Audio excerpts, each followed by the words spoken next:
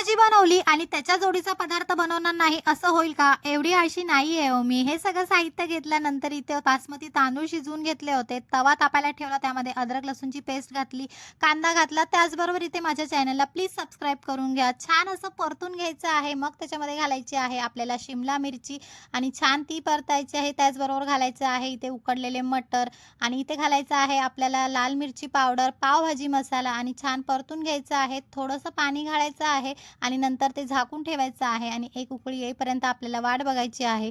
ते झाल्यावर ते ओपन करायचं आणि मग त्याच्यामध्ये जी पावभाजी होती ना बनवलेली, ती मी थोडी ॲड केली होती. मस्त लागते टेस्टला. ते झालं, त्याच्या पुढे आपल्याला जायचं आहे. ते उकडलेला बटाटा घालायचा आहे आणि मस्तपैकी आपल्याला आता जो भात होता तो त्याच्यामध्ये ॲड करायचा आहे. चवीपुरतं मीठ घालायचं आहे. छानपैकी हलक्या हाताने त्याला असं परतून घ्यायचं आहे आणि मस्त असं लिंबू पिळायचं आहे. म्हणजे तोंडाला पाणी सुटलंच पाहिजे हो. आणि छान इथे आपला तवा पुलाव रेडी आहे. आता खाऊनही बघते हो. मला पण तर खाल्ला पाहिजे ना. तोंड भाजलं हो, गरम होतं. चला बाय.